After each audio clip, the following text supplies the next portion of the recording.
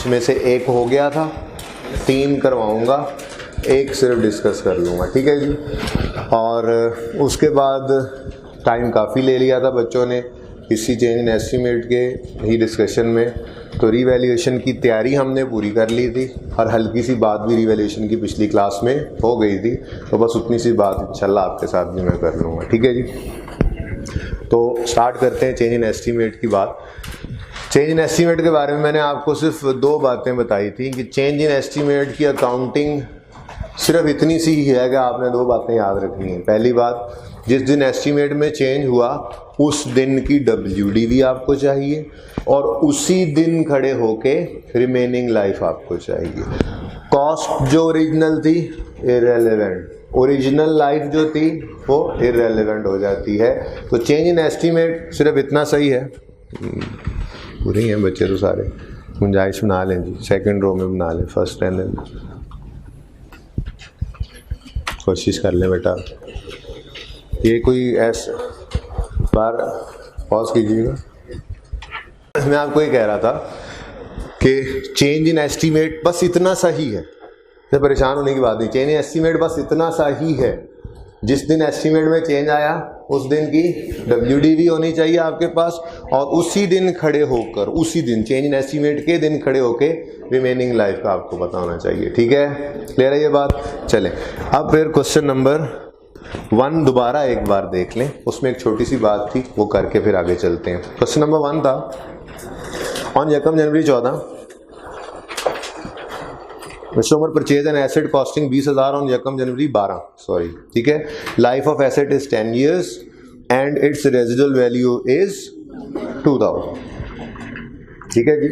फिर कहता है ऑन यकम जनवरी 14 it is estimated that it's remaining life is only 6 years।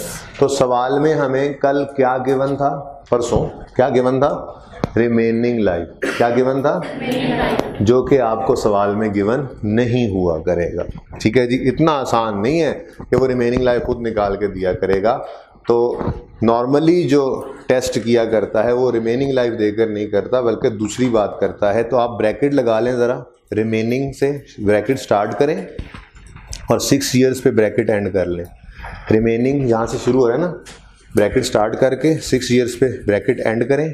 अब इस ब्रैकेट को हमने नहीं पढ़ना, जुमला पर्चे के अंदर नॉर्मली वो किस तरह से देता है, वो यूं कहता है ऑन यकम जनवरी 14, और सीधे कह रहे यार ऐसे रखो, ऑन यकम जनवरी 14 it is estimated that the total life is 8 years, ठीक है। तो सवाल में वो टोटल लाइफ दिया करेगा ताकि आप तेजी में डिवाइडेड बाय 8 कर जाए, ठीक है। तो टोटल लाइफ सवाल में देगा, रिमेनिंग लाइफ हमें कैलकुलेट करना पड़ेगी। टोटल लाइफ का मतलब क्या है? एसेट की लाइफ के स्टार्ट में हमने एस्टीमेट किया था टोटल 10 साल चलेगा, 2 साल गुजरे थे कि हमें पता चला अब टोटल 8 साल चलना है, तो फिर रिमेनिंग तो 8 नहीं ना है, ठीक है। बड़ा कंफ्यूजिंग होता है इस तरह से, एक तरफ 10 साल है, फिर 2 साल गुजर चुके हैं, फिर वो उस हिसाब से देखा जाए तो रिमेनिंग 8 बनते हैं, ठीक है। लेकिन उसने रिमेनिंग का लफ्ज की बजाय क्या लिख दिया, टोटल का लफ्ज। आप 8 लिखेंगे तो सवाल गलत हो जाएगा, ठीक है। तो टोटल का मतलब क्या है, ओरिजिनल टोटल का एस्टीमेट था 10 साल, 2 साल गुजरने पर कहता है टोटल एस्टीमेट कितना रह गया है 8। हम ये समझ रहे हैं कि अब टोटल कितना चलेगा 8 साल, तो रिमेनिंग लाइफ आपको खुद कैलकुलेट करना पड़ेगी। आप ये कहेंगे टोटल अगर 8 साल इसने चलना है तो 2 तो उसमें से चल चुका, तो बाकी कितने रह गए, 6 साल, ठीक है। तो ये जो लिखा हुआ है टोटल लाइफ, स्लैश का लिखा हुआ है ना, टोटल लाइफ इज 8 years, इसको अंडरलाइन कर लें, इसको अंडरलाइन करके लिखें। अगर टोटल लाइफ देगा तो हमें रिमेनिंग लाइफ खुद कैलकुलेट करना पड़ेगी। अगर टोटल लाइफ देगा तो रिमेनिंग लाइफ हमें खुद कैलकुलेट करना पड़ेगी। ब्रैकेट में लिखें आगे, 8 - 2 = 6।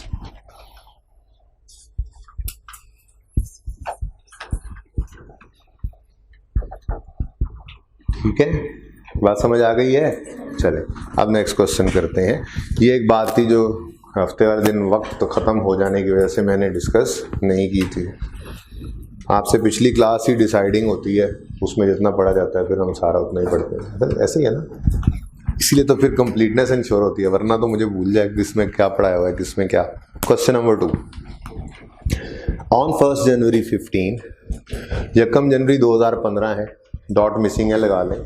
ऑन यकम जनवरी 2015 an asset costing 90,000 is purchased with, an नहीं है ये आ है, with a residual value of 10,000 and life of 16 years. On यकम जनवरी 18 जाके कोई एस्टीमेट चेंज हो रहा है। खरीदा कब? यकम जनवरी 15 का साल, 16 का साल और 17 का साल। ये 3 साल तो कोई चेंज नहीं ना है, तो ये 3 साल की अकाउंटिंग तो कर सकते हैं ना। मेथड कौन सा है? Straight line. कैसे पता लगा? बताया नहीं हुआ तो खामोश है तो स्ट्रेट लाइन मेथड लेंगे। यूजफुल लाइफ कितनी है? 16 ईयर्स। रेजिडुअल वैल्यू कितनी है? 10,000। तो 3 साल का एक्सपेंस तो निकल सकता है ना। अब नहीं आ रही थी अकाउंटिंग चेंज एस्टीमेट की, उसने 5 साल का डेप्रिसिएशन एक्सपेंस अगर मांगा, पर्चे में आ गया तो पर्चे में 5 में से 3 तो निकाल सकते थे ना। ठीक है, तो कभी भी ऐसे नहीं करना कि कोई चीज़ समझ नहीं आ रही तो सारे के सारा उसको छोड़ देंगे, नहीं। जहां तक मुमकिन है वो करेंगे हम। अकाउंटिंग के अंदर आपके पास मार्क्स हैं, वो मिल रहे होते हैं। हर सवाल आधे से ज़्यादा सही कर लें, पास हो जाएंगे। हर सवाल आधे से ज़्यादा सही करने का टारगेट भी होना चाहिए। ठीक है, पूरा सवाल 100% तो शाज ही, शाज व नादिर। ठीक है, शाज ही कभी कभी ऐसा होता है कि पूरा सवाल ही सही हो जाए, ऐसा नहीं हुआ करता। आप हर सवाल 70% 75% सही करते जाएं तो ओवरऑल आपने सारा पर्चे 75% सही कर लिया। ठीक है, तो कभी भी ये नहीं देखना अकाउंटिंग के अंदर पूरा सवाल सही होगा तो मुझे नंबर मिलेंगे, उसने आंसर पे नंबर रखे होंगे, ऐसा कुछ भी नहीं होता। आप चलते जाएं, हर स्टेप पे आपको मार्क्स मिल रहे होते हैं। तो यहाँ पे भी आपको 5 साल के डेप्रिसिएशन एक्सपेंस का, लेट्स से उसने आधा नंबर एक साल के डेप्रिसिएशन का रखा हो, 2.5 नंबर थे, तो 2.5 में से 1.5 तो आपके थे, एक नंबर नहीं मिलना था, तो पासिंग मार्क्स तो फिर भी मिल रहे थे आपको। ठीक है, लेकिन बहरहाल शुरू करते हैं। क्वेश्चन नंबर 2 है,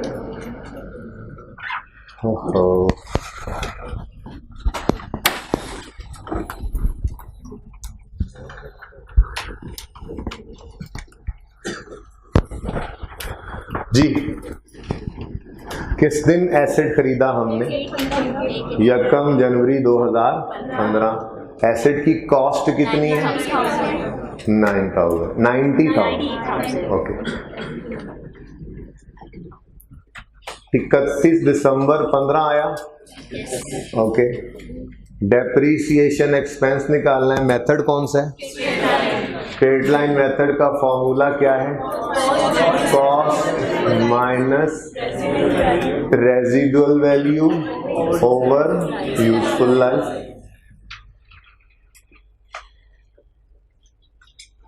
बचपन से जो फॉर्मूला पढ़ते आ रहे हैं, यही फॉर्मूला यहाँ पे यूज हो गया।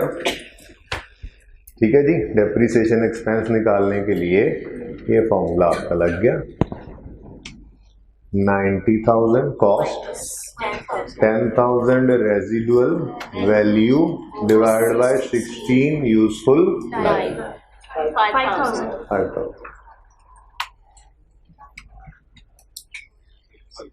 85,000 आ गई WD भी हमारे पास। लेकिन स्ट्रेट लाइन मेथड में हमने इस पे रेट नहीं लगाना होता, आपको पता है फॉर्मूला हमने रिपीट करना है हर साल। भाई जाग जाए, डेप्रीसिएशन सेम आएगी, भाई जाग जाए, फॉर्मूला रिपीट होगा।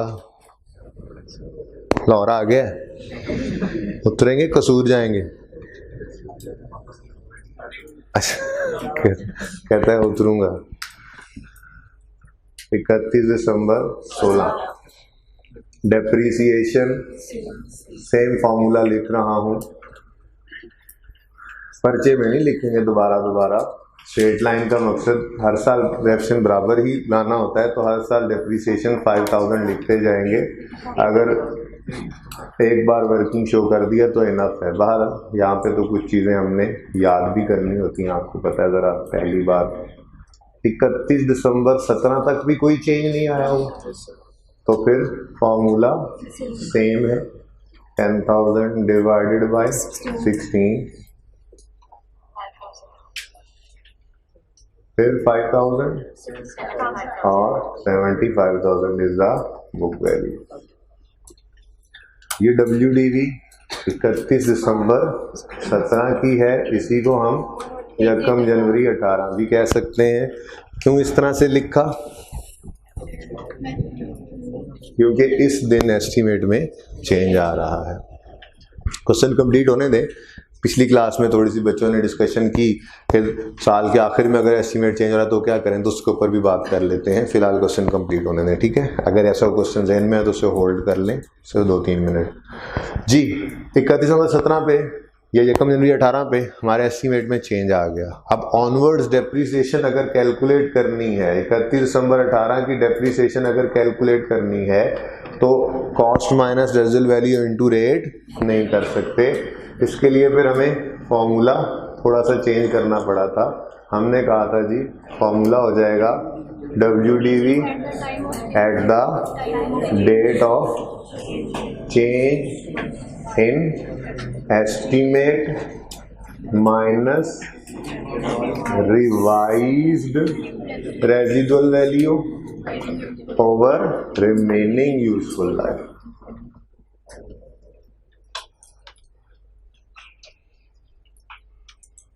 ये रिमेनिंग लिखने की कोशिश की है मैंने, रिमेनिंग, ठीक है। ये फॉर्मूला बताया था कल, वैसे तो बस टोटल लाइफ और रिमेनिंग लाइफ वाली बात हमने नहीं की थी, शायद इस वजह से ये बात यहाँ पे थोड़ी सी आपसे गलती हो गई हो। बहरहाल 90,000 इररेलेवेंट, ठीक है।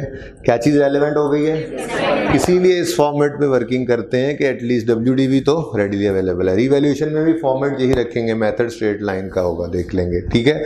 मेथड यही रखेंगे क्योंकि WDV हमें चाहिए होगी वहाँ पे भी। तो WDV at the date of change in estimate 75,000 है। चेंज होगी रेजिडुअल वैल्यू, रिवाइज लेंगे, कोई मसला नहीं है। डिवाइड बाय रिमेनिंग लाइफ है 10 ईयर। कह रहा है ऑन यकम जनवरी 18 it is estimated that total life is 10 years. Total life is 10 years ना, total life is 10 years. Total life is वही बात जो पिछले सवाल में बताई हमें। फिर इसका मतलब टोटल उसने दिया है तो रिमेनिंग लाइफ खुद कैलकुलेट करना पड़ेगी। तो फिर अच्छा किस दिन कैलकुलेट करेंगे? 31 दिसंबर 18 पे। बड़ी गलती करेंगे अगर ये काम करेंगे तो, इसीलिए आपको दो बातें बताई। WDV भी at the date of change in estimate, remaining life भी at the date of change in estimates. क्योंकि 31 दिसंबर 18 वाले साल की डेफिनेशन भी तो हमने अभी कैलकुलेट करना थी ना, ठीक है। तो जिस दिन एस्टीमेट चेंज हुआ उस दिन की रिमेनिंग लाइफ याद रहेगी, ठीक है। WDV भी किस दिन की? जिस दिन एस्टीमेट में चेंज आया। रिमेनिंग लाइफ भी अभी ऐसे ही याद कर लें, फिर बता भी देता हूँ, अभी ऐसे ही याद रख लें।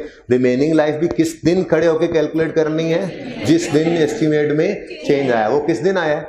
यकम जनवरी 18 पे, ठीक है। अब यकम जनवरी 15 वाला एसेट यकम जनवरी 18 तक कितने साल इस्तेमाल हो चुका है? 3 साल। वो कह रहा है टोटल लाइफ का एस्टीमेट 16 से बदल के कितना हो गया है? 10। 10 में से कितने गुजर गए? 3। तो रिमेनिंग कितने हैं? 7 साल। डेप्रिसिएशन 10,000 65,000 आ गया। एक और साल की डेप्रिसिएशन भी निकाल लेते हैं ताकि बात दोबारा से रिवाइज हो जाए। मेथड नहीं बदला, बदला मेथड नहीं बदला तो ऑनवर्ड्स डेप्रिसिएशन अगर 7 साल कोई और एस्टीमेट में चेंज ना आए तो 7 साल यही फॉर्मूला लगेगा। 10-10 हज़ार की डेप्रिसिएशन हर साल आती चली जाएगी। तो 75,000 माइनस 5,000 डिवाइडेड बाय 7। पर्चे में नहीं लिखेंगे दोबारा, ठीक है जी। मैं आपको समझाने के लिए मैं बार बार लिख रहा हूँ जी, फॉर्मूला नहीं लिखेंगे। 55,000 सवाल रोकने यहाँ पे।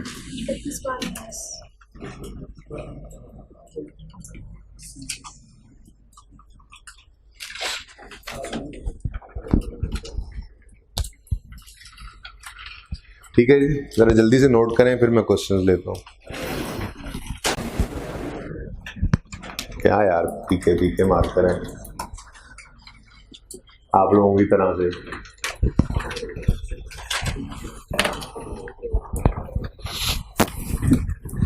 जी क्वेश्चन नंबर 3 है, डेट ऑफ परचेज यकम जनवरी 15। क्वेश्चन 3, डेट ऑफ परचेज यकम जनवरी 15, कॉस्ट 100,000, रेजिडुअल वैल्यू 20,000, रेट है 10% स्ट्रेट लाइन। ओके, ऑन यकम जनवरी 17 कुछ हुआ, चलो छोड़ो, ये ऐसे ही किया करना, ठीक है। चेंज कब आ रही है जाके, यकम जनवरी 17 को। वैसे तो इतना सवाल नहीं आता, वो चेंज वाले साल की डेप्रिसिएशन कैलकुलेट करवाया करेगा तो WDV डायरेक्ट निकालना पड़ा करेगी आपको, लेकिन लेट्स से ऐसा ही सवाल आ जाए और वो 4-5 साल की डेप्रिसिएशन मांग रहा है, तो फिर जब तक कोई चेंज नहीं है तब तक तो 1 मिनट में नंबर ले लो ना। तो यकम जनवरी 15 को एसेट खरीदा, यकम जनवरी 17 तक 2 साल में तो कोई चेंज नहीं ना आया, तो वो काम तो फटाफट कर लेते हैं हम, उसमें तो कोई मसला नहीं। यकम जनवरी 2015, कॉस्ट कितनी थी एसेट की, 1 लाख। 31 दिसंबर 15 आएगा। डेप्रिसिएशन मेथड कौन सा है, cost minus residual value into rate, ठीक है जी। कितना, 8,000। WDV 92,000। भाई साथ साथ नोट ना करें प्लीज, आप लोगों को जब टाइम दूंगा ज़्यादा इफेक्टिव है खुद ही आप कीजिएगा उसको, फिर जो गलती है उसको यहाँ से देखेंगे, अच्छा ये करना था, याद भी रह जाएगा। क्योंकि संडे आप लोगों ने लगाया, कितने बच्चों ने होमवर्क किया हुआ है वैसे? मजाक कर रहे हैं ना? अच्छा वाकई, अच्छा कितने बच्चों ने होमवर्क नहीं किया हुआ? गुड, ये हुई ना बात। आपने भाई दोनों दफा हाथ नहीं खड़ा किया मोहतरम, हाँ आधा किया आधा नहीं किया, गुड। आप ना ऐसे करके खड़े हो, जरा जल्दी करें, हाफ स्टैंड अप, ज्यादा मुश्किल है। अच्छा कल करके जी, दोबारा हाथ खड़ा करें जरा, होमवर्क कितने बच्चों ने नहीं किया दोबारा। ये फर्स्ट डे वाले भी इसमें शामिल हैं, इनका आज पहला दिन है। प्लीज होमवर्क करना शुरू कर दें, मैंने सजा देना शुरू कर देनी है, 1-2 दिन ही है बस, क्योंकि आपका हफ्ता 10 दिन अब ओवर होने वाला है, जो काम करके आने वाला जज्बा खत्म होने वाला है। चला आप तो खड़े हो जाओ ना, पता तो लगे ना इनको, आपको तो पता है, आप तो पुराने स्टूडेंट हैं। हाँ जी, क्यों नहीं गया हूँ, बैठ जाओ। ओके, WDV 92,000, 31 दिसंबर 16 आया। डेप्रिसिएशन मेथड स्ट्रेट लाइन है तो फॉर्मूला सेम रहेगा, फॉर्मूला रिपीट होगा, डेप्रिसिएशन एक्सपेंस ने 8,000 ही आना है। अब पर्चे में अगर ये सवाल दे दे और सिर्फ 17 वाले साल की डेप्रिसिएशन मांग लेगा तो हम फिर डायरेक्ट भी ये काम कर लिया करेंगे, 2 साल की डेप्रिसिएशन निकाल सकते हैं ना, ठीक है। मैंने तो आपको कॉन्सेप्ट दिया है, वो तफसील से दिया होगा जरा, ठीक है। तोड़ के बात समझाई जाती है, उसके बाद फिर पर्चे के लिए तो हम चीज़ें शॉर्टकट करते हैं। जब क्वेश्चंस में इम्प्लीकेशन आएंगी इनकी तो हम देखेंगे कि हम जो है वो शॉर्टकट्स से ही काम चलाया करेंगे, बस डायरेक्ट वर्किंग्स किया करेंगे। तो कॉन्सेप्ट तो बहरहाल फैला के ही दिया जा सकता है बातों को। तो कितना आ गया, 84,000 WDV 31 दिसंबर 16 पे, ओके। और क्या यार सारा मूड खराब करती है WDV, ठीक है। अब इतना अच्छा मैंने बोला था, ये ही यकम जनवरी 17 की WDV भी कहलाएगी, ओके। इसलिए लिखा कि इस दिन एस्टीमेट में क्या आ रहा है, चेंज। क्या चेंज है अब जाके पढ़ते हैं, जरा पढ़िएगा। ऑन यकम जनवरी 17 क्या हुआ, ओह क्या हुआ, depreciation method is change to WDV with a new rate of, ओहो आई थिंक ये ना मिसिंग रह गया, मिसिंग है, ये मिसिंग नहीं है, ये एरर नहीं है, ये फाइल का एरर नहीं है, क्वेश्चन मार्क खुद लगाया गया है। डेप्रिसिएशन मेथड चला गया रिड्यूसिंग बैलेंस पे रेट गिवन नहीं है। वो तो मसला ही कोई नहीं है, 1 ओवर यूजफुल लाइफ करेंगे रेट आ जाएगा। क्यों? तो फॉर्मूला चेंज है। अच्छा चले चले, अच्छा ठीक है, समझ आ गया, आपको पता लग गया। चले जरा बाकी काम तो कर लेना। जिस दिन एस्टीमेट चेंज हुआ उस दिन की WDV लेंगे रेपिटेशन के लिए, बोले कितनी? 84,000 माइनस करेंगे 20,000। क्यों माइनस नहीं करेंगे? मेथड WDV हो तो इग्नोर करना है रेजिडुअल वैल्यू को, इनटू जो रेट है वो अवेलेबल नहीं है, उसके लिए चले वर्किंग 1 कर लेते हैं। ठीक है, तो मसला ही कोई नहीं है, ये तो आपके लिए कोई मसला नहीं है, आपको पता ही है। रेट का फॉर्मूला था 1 minus nth root S over C। लेकिन मसला ये नहीं है कि फॉर्मूला वैसा ही लग रहा है, वैसे ही लग रहा है ना, फॉर्मूला तो वही है, फॉर्मूला तो वही है, पहला साल नहीं है। ठीक है, अगर यहां पर रेट फाइंड कर रहे होते पहली दफा तो ये n का मतलब यूजफुल लाइफ ही होता, ये s का मतलब ओरिजिनल रेजिडुअल वैल्यू ही होता, ये c का मतलब ओरिजिनल कॉस्ट ही होता। लेकिन आज ये फॉर्मूला यूज हो रहा है एस्टीमेट चेंज होने के दिन, और एस्टीमेट चेंज होते वक्त मैंने कहा था सिर्फ 2 बातें आपको याद रखनी है। नंबर 1 रिमेनिंग लाइफ लेंगे, number 2 WDV at the date of change in. इसका मतलब इस फॉर्मूला में ये जो n पहले यूजफुल लाइफ होता था ये आज यूज होगा तो रिमेनिंग लाइफ लेगा। S जो रेजिडुअल वैल्यू थी, अगर आज ये इस फॉर्मूला में यूज होगी रेजिडुअल वैल्यू, तो अगर कोई रिवाइज्ड होगी तो रिवाइज्ड वाली रेजिडुअल वैल्यू यूज होगी।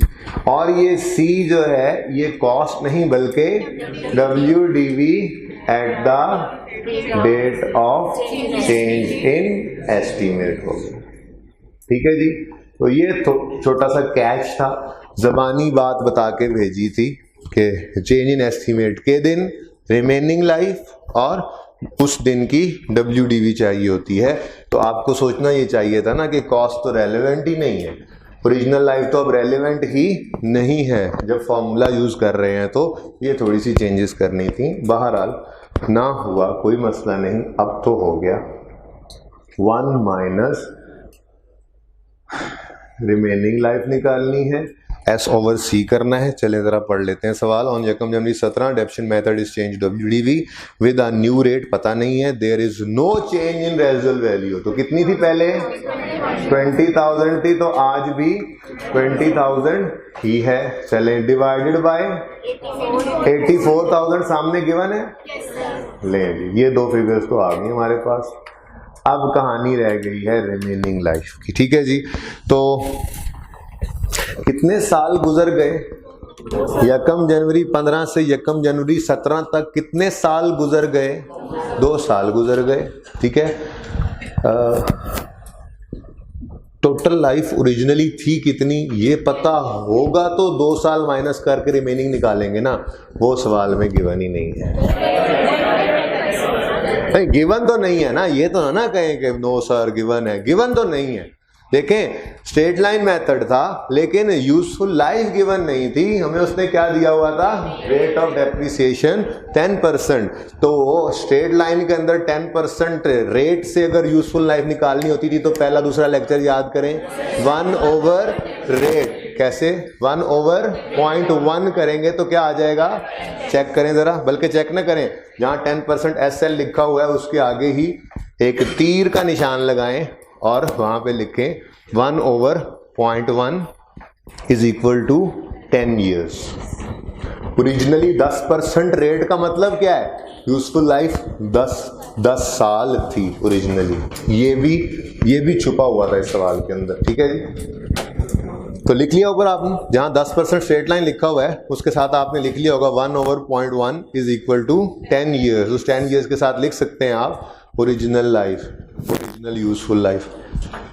ठीक है, 10 भी छुपा हुआ था, चलें आप 10 मिल गया।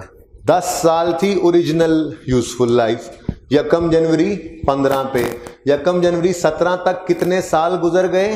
2 साल। तो रिमेनिंग कितनी है? तो यहाँ पे क्या लेंगे? 8 साल। आंसर बता दें।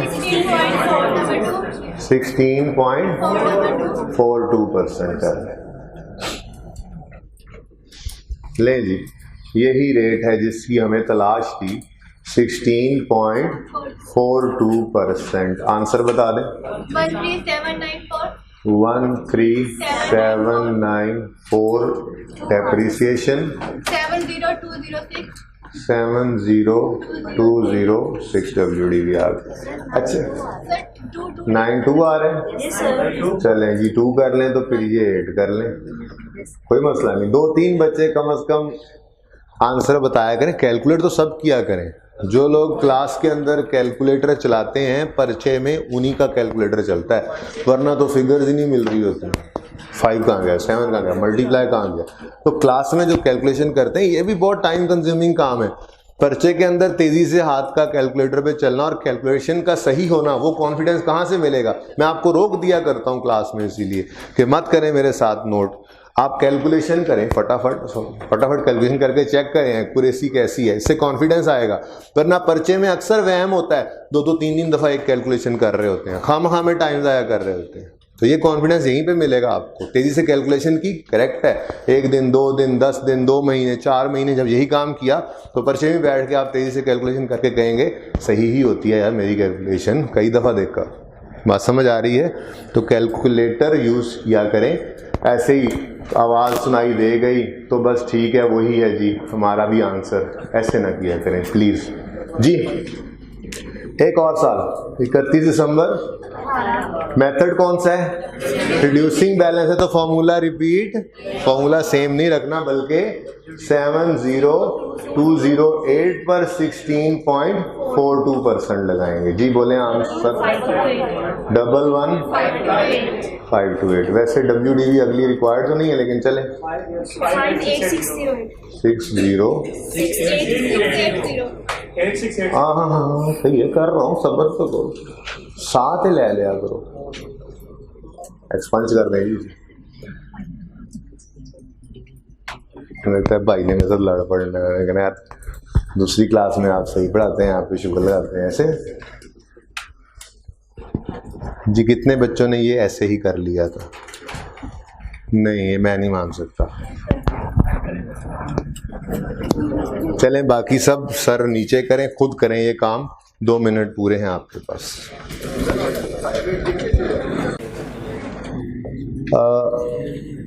यकम जुलाई 16 को हमने ये एसेट खरीदा 2 लाख का। मेथड रिड्यूसिंग बैलेंस रेट 20% था तो रेजिडुअल वैल्यू को इग्नोर करना था। 2 लाख पे 20% लगाया, 40,000 पहले साल का डेप्रिसिएशन एक्सपेंस। उसके बाद 30 जून 17 वाला साल आया, हो गया ये तो 30 जून 17 वाला साल ही था। यकम जुलाई 16 को खरीदा, 30 जून 17 पे ये पहली डेप्रिसिएशन ले लिया हमने, ठीक है। फिर 30 जून 18 तक भी कोई चेंज नहीं आया। रिड्यूसिंग बैलेंस मेथड है तो WDV 160,000 आ रही थी, उस पर 20% रेट लगा, डेप्रिसिएशन एक्सपेंस आया 32,000। उसके बाद शायद यकम जुलाई 18 को, ये जून वाला साल था, यकम जुलाई 18 को एस्टीमेट में चेंज आया। क्या चेंज आया जी? मेथड बदल गया, मेथड बदल के स्ट्रेट लाइन हो गया। तो 128,000 WDV थी, उसको हमने डेप्शन के लिए यूज़ करना था। रेजिडुअल वैल्यू जो 20,000 है, 20,000 वो भी फॉर्मूला में रेलेवेंट हो गई, तो 128,000 माइनस 20,000 कर दिया। डिवाइड करना था हमने रिमेनिंग लाइफ से। सो सवाल ने हमें बताया total life at the date of change in estimate, वो हमें टोटल लाइफ बता रहा है। टोटल लाइफ 10 साल है, 2 साल गुजर चुके हैं, तो रिमेनिंग लाइफ कितनी है? 8 साल। तो 128,000 माइनस 20,000 डिवाइडेड बाय 8, आंसर था 13,500। ओके बस इतना ही था मेरे ख्याल से, ठीक है। अगर अगले साल की डेप्शन निकालनी हो तो वो भी 13,500 ही होगी, स्ट्रेट लाइन मेथड है, ठीक है जी। यही आंसर है सबका, सही लग रहा है फिर भाई आपको भी। ओके 5th क्वेश्चन देख लेते हैं जरा जल्दी से। कर लें जिन्होंने नोट करना है, जरा जल्दी कर लें।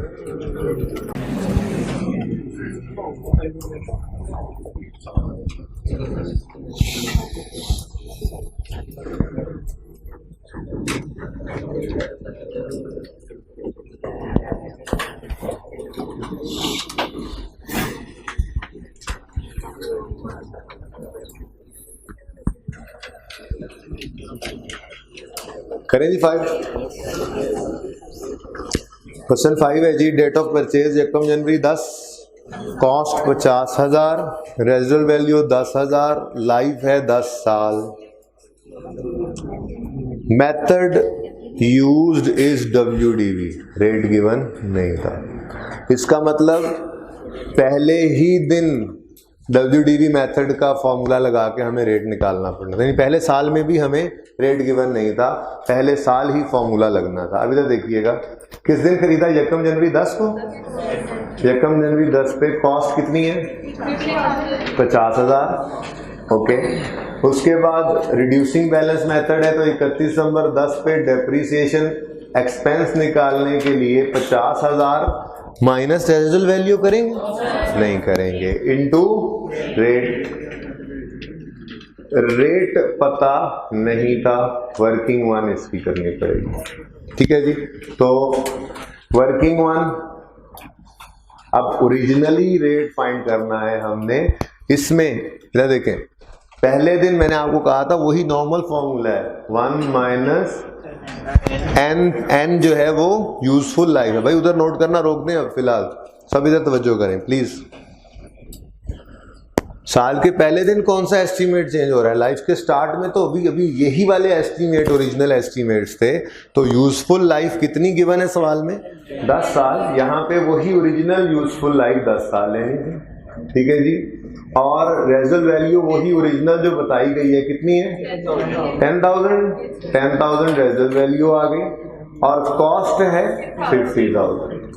तो एस्टीमेट चेंज नहीं हुआ है, अभी तो एस्टीमेट किया है हमने पहली बार, तो वो ओरिजिनल वाला फॉर्मूला जो हमने ओरिजिनली सीखा था, यूजफुल लाइफ है NS है रेजिडुअल वैल्यू ओरिजिनल वाली, और C है ओरिजिनल वाली कॉस्ट ही। ओके, कितना रेट आया जी, इस आंसर को इनटू 100, चले 100 बाद में कर लिया करें, लिखा ना करें ऐसे जी। 14.87%, 14.87%। आंसर बताएं, 7435। अच्छा जी, WDV 42565।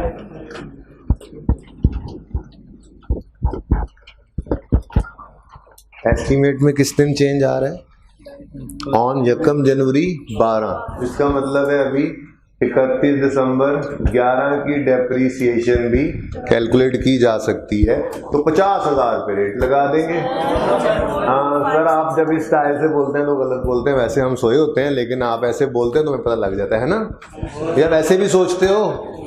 हाँ अच्छा जी, बड़ी मेहरबानी आप लोगों की, ये जरा नवाजी करना शुक्रिया जी।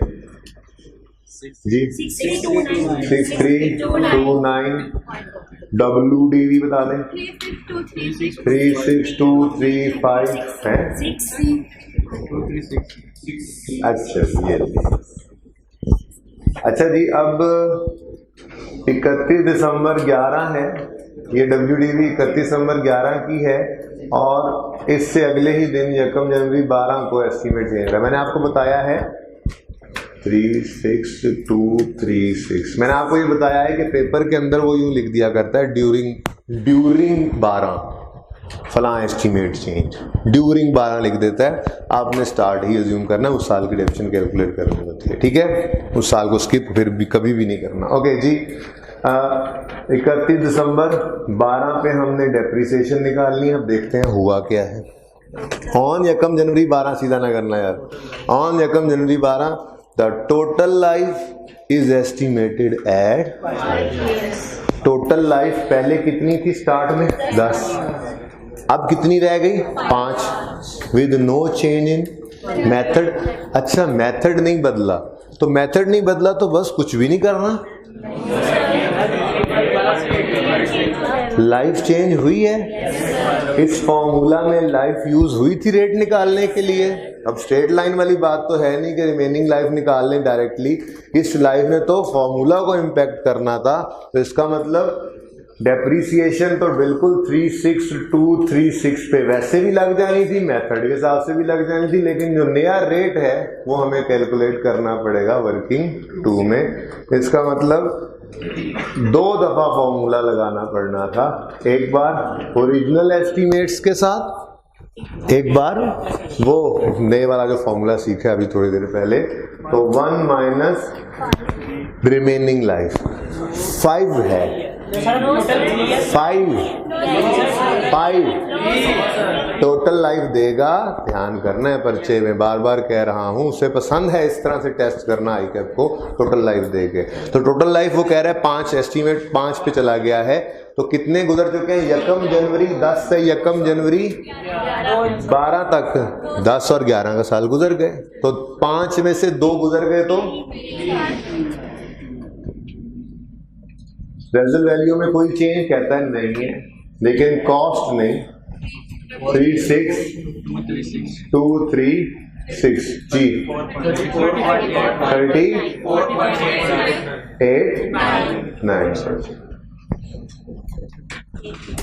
34.89%। 12642. C for the school.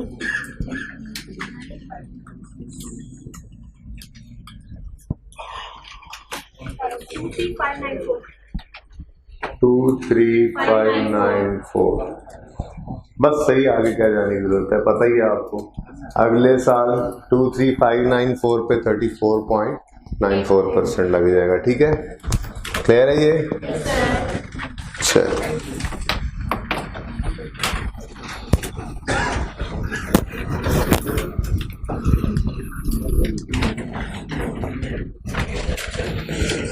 कितने बच्चों ने घर पे ये क्वेश्चन भी सही कर लिया था? चलें जल्दी करें, इसका मतलब है सबने करना है। बेहतर तो ये क्विकली 1 आध मिनट 1.5 मिनट लेके खुद ही कर लें, ये बगैर देखे ज़्यादा बेहतर है। आपने इंट्रो के अंदर सोल प्रोप्राइटर के अकाउंट्स बनाना सीखे हुए हैं, कंपनी के अकाउंट्स बनाना सीखे नहीं हैं। इनकम स्टेटमेंट बैलेंस शीट, मुकम्मल जो इनकम स्टेटमेंट बैलेंस शीट होती है जो आपने इंट्रो में बनाई, बस वैसी ही आपकी FAR 1 में बनेगी, उससे आगे नहीं है। और वो कहाँ बनेगी? वो सिंगल एंट्री का टॉपिक है, या बैलेंस शीट की हद तक देख लें, थोड़ी सी चेंज इनकम एक्सपेंडिचर का एक टॉपिक है, उसके अंदर भी आ जाती है। बहरहाल जो कंपनी के अकाउंट्स हैं, income statement balance sheet IAS 1 की जो प्रेजेंटेशन होती है उसके मुताबिक आपने अभी नहीं बनाने। जो अकाउंट्स आप जो फाइनल अकाउंट्स आप इंट्रो में पढ़ के आए हैं, उस लेवल का ही जो है वो इनकम स्टेटमेंट बैलेंस शीट जो होती है, मतलब उसी तरह से जिस तरह से कोई खास मतलब उसका IAS 1 की प्रेजेंटेशन का इनकम स्टेटमेंट में भी ख्याल नहीं होता, ऐसी चीज़ें होती हैं, वही आपकी सिंगल एंट्री के टॉपिक में टेस्ट होगी। बाकी income statement balance sheet specifically जो फाइनल अकाउंट के टॉपिक में जैसे आती थी, वो FAR 1 में टेस्ट नहीं करता। वो उसने सिलेबस से पिछली अटेम्प्ट से निकाल दिया हुआ है, उससे पिछली अटेम्प्ट में हुआ करता था फाइनल अकाउंट का सवाल। अब इनकम स्टेटमेंट बैलेंस शीट वो यहाँ पे बनवाता है इंट्रो में आपको, फिर statement of changes in equity और कैश फ्लो स्टेटमेंट ये आपसे FAR 1 में करवाएगा, हम ये काम करेंगे। तो उसके बाद FAR 2 के अंदर जाके सारे अकाउंट्स इंक्लूडिंग नोट्स, सारे अकाउंट्स इंक्लूडिंग नोट्स, फिर वहाँ पे फुल फ्लैज फाइनल अकाउंट्स का क्वेश्चन, वो फिर आपको दोबारा वहाँ पे आते हैं। ठीक है जी। तो लेकिन चूंकि हमने कैश फ्लो भी करनी है, स्टेटमेंट जिनमें इक्विटी भी बनानी है, कंपनी की अकाउंटिंग तो बहरहाल हमने करनी ही है, तो थोड़ा सा कंपनी की अकाउंटिंग में जो हल्का सा फ़र्क है, थोड़ा फ़र्क डालना शुरू करता हूँ मैं। कुछ बातें कर लेते हैं हम, इंशाल्लाह देख लेते हैं उसको, थोड़ी ट्रांजिशन देख लेंगे हम।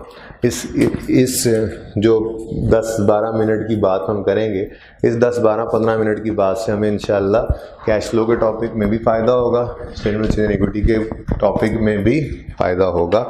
तो क्वेश्चन लिखें ज़रा जल्दी से।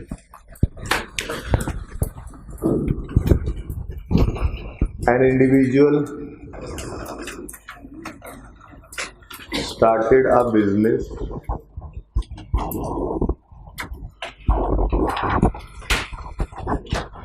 with capital of rupees 200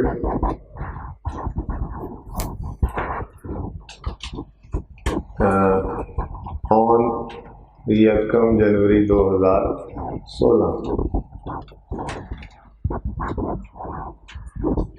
Profit for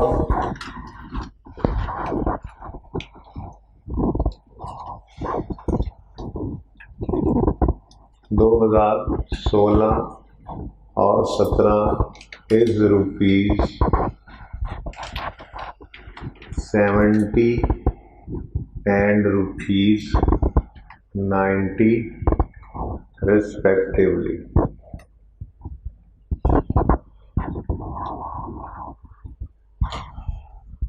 ये जी हमारा क्वेश्चन.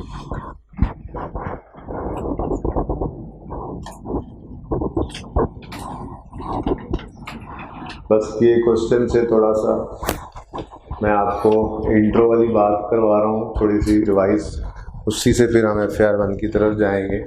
आप प्रॉफिट एंड लॉस अकाउंट बनाया करते थे, नेट प्रॉफिट आता था, फिर आप बैलेंस शीट बनाते थे. बैलेंस शीट में आप कैपिटल एंड लायबिलिटीज की बात करते होते थे, याद है जी? कैपिटल एंड लायबिलिटीज की हेडिंग बनाते थे आप. कैपिटल एंड लायबिलिटीज की हेडिंग में पहले कैपिटल की हेडिंग फिर बनाते थे, याद आ रहा है? कैपिटल में आप क्या मूवमेंट शो किया करते थे, कुछ याद है? बोले है. नेट प्रॉफिट नहीं, पहले क्या आता था?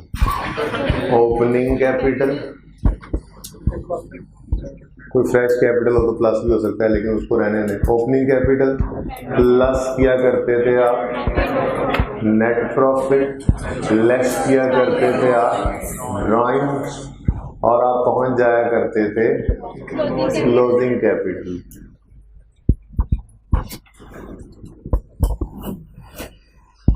और यहाँ पे आपने डिब्बा वगैरह लगाया होता था, आप कहा करते थे जी ये जो क्लोजिंग है इसमें फिर आगे ऐड होना है लायबिलिटीज के अंदर. कुछ याद आ रहा है? तो ये भी लेजर ही है कैपिटल का. ये स्टेटमेंट फॉर्म में गिवन है. लेजर फॉर्म के अंदर यही कैपिटल का अकाउंट, मिलता जुलता काम. ठीक है, आपने लेजर नहीं बनाया होगा, पार्टनरशिप की अकाउंटिंग तो पढ़ी थी. पार्टनरशिप की अकाउंटिंग में पार्टनर के कैपिटल अकाउंट तो बनते ही थे. उसमें opening capital plus net profit credit होता था उसके अंदर. अगर चले, बड़ा आसान काम है वैसे, मैं नोट बनाना सिखाऊंगा तो यही लेजर को स्टेटमेंट फॉर्म में हम कर रहे होंगे.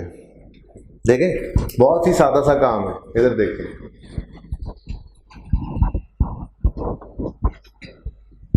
कैश का लेजर है. कैश का लेजर ओपनिंग है 20 रुपए, कुछ सेल्स की हमने 100 रुपए की, कुछ एक्सपेंसेस हमने किए, कोई फिक्स्ड एसेट खरीद लिया, ऐसे ही बस डाटा बना रहा हूं. क्लोजिंग बता दें 40 लेजर है. मैं कहता हूं जी इस लेजर को स्टेटमेंट फॉर्म में कर दें. मुश्किल नहीं, ये तो बहुत आसान है.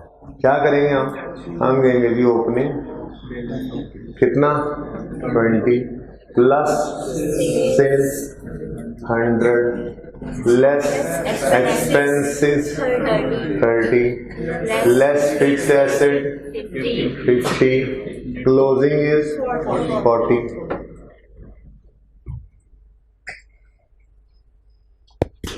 तो मसला ही कोई नहीं.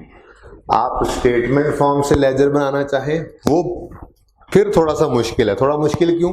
आपको एक नजर जरा रुक के देखना पड़ता है. ठीक है, मिसाल के तौर पे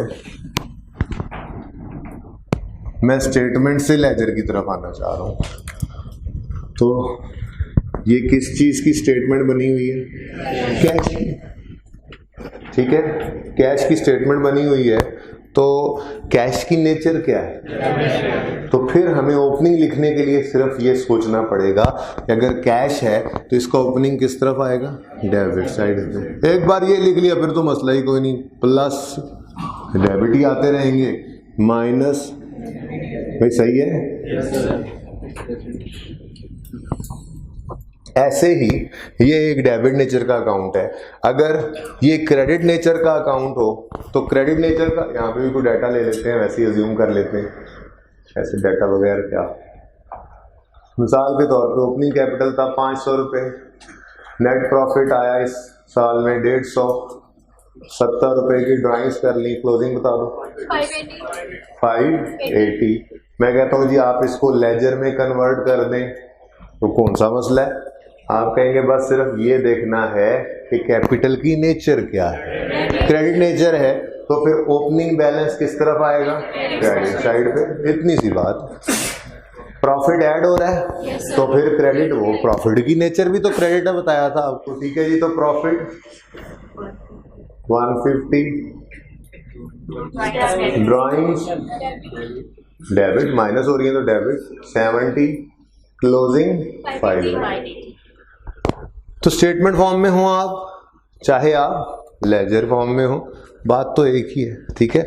हाँ, स्टेटमेंट से लेजर पे जाते हैं बस थोड़ा सा सोचना ये पड़ता है कि नेचर क्या है अकाउंट, ठीक है। तो कोई कंफ्यूजन तो नहीं है इसमें। ये कैपिटल का अकाउंट आपने पार्टनरशिप में तो बहरहाल बनाना सीखा ही था। अगर आपने फाइनल अकाउंट के अंदर इनकम से बैलेंस शीट बनाते हुए नहीं भी ये बनाया था, वो आप बेशक ऐसे ही प्रेजेंट करते थे, तो मतलब वही है। ये स्टेटमेंट फॉर्म में प्रेजेंटेशन है, ये लेजर में प्रेजेंटेशन है। आंसर देख लें, दोनों का सेम ही तो है। क्लियर है? चलो अच्छा जी। तो इन केस ऑफ इंडिविजुअल,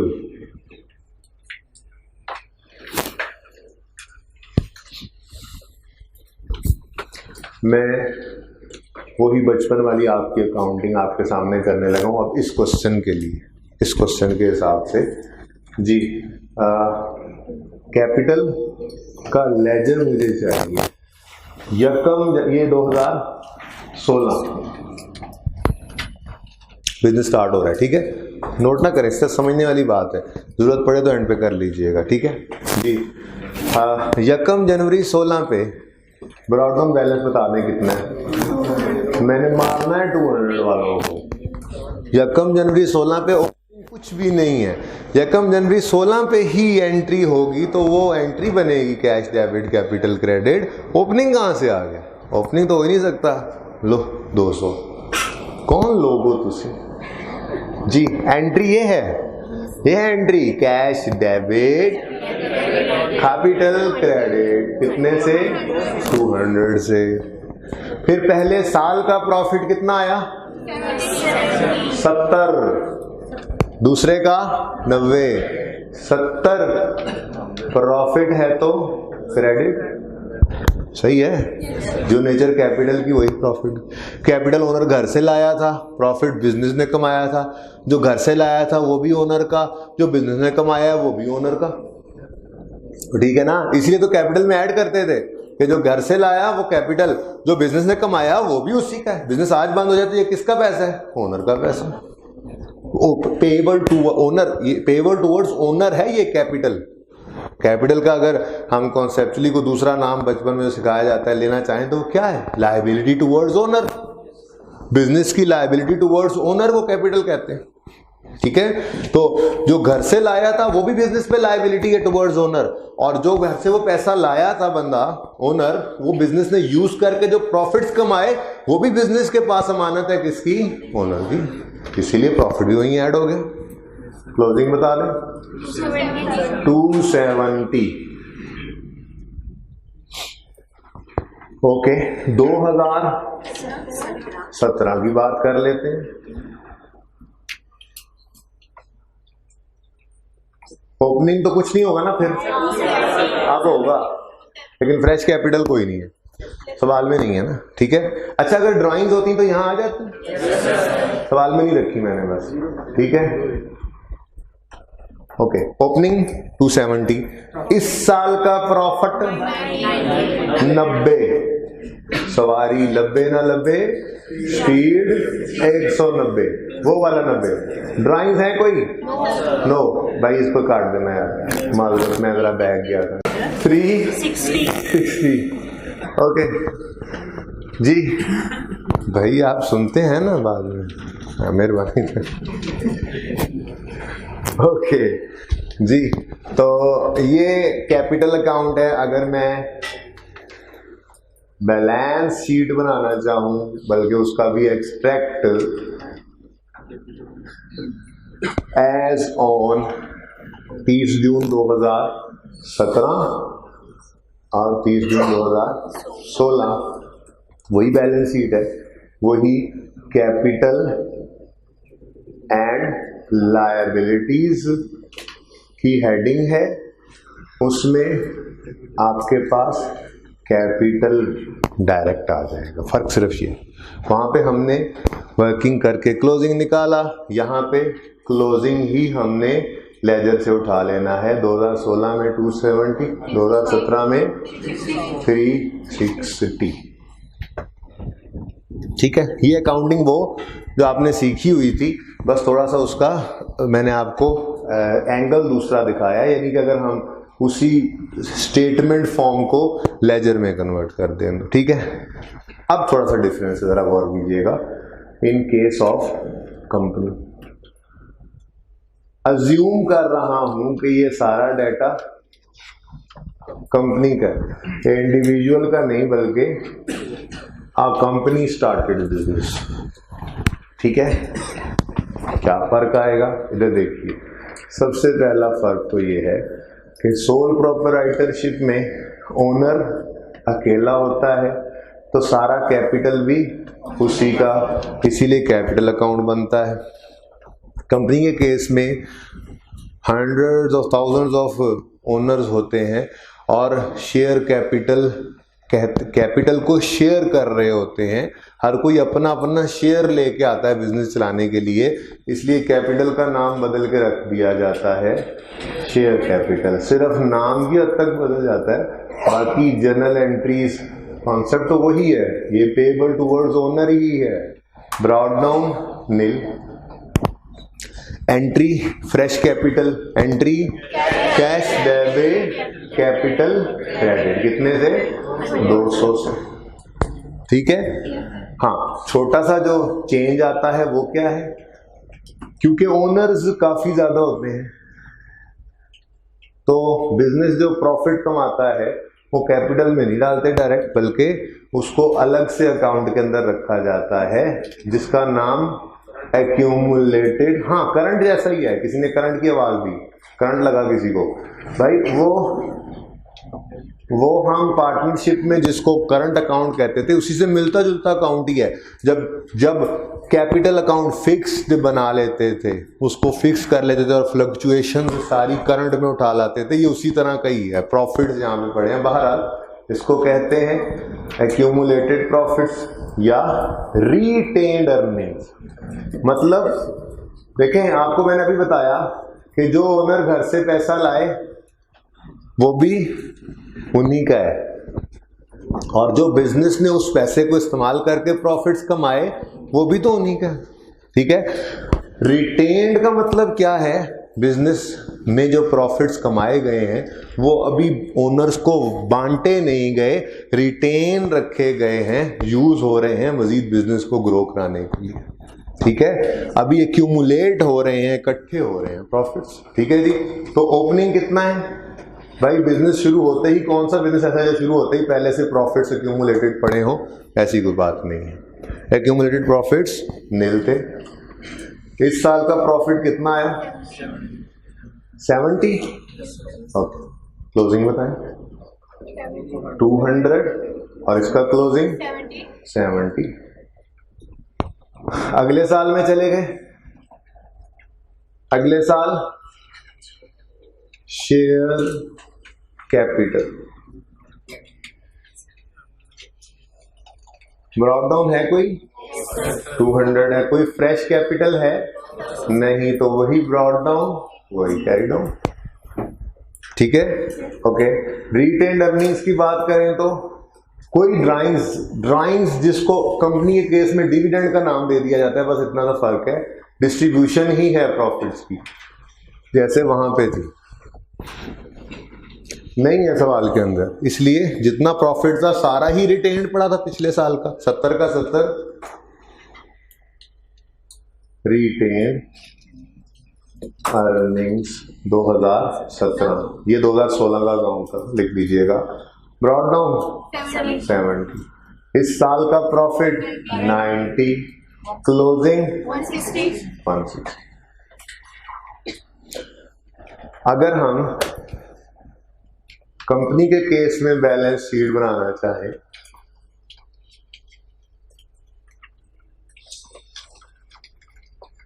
तो कंपनी के केस में इक्विटी कहा जाता है कैपिटल,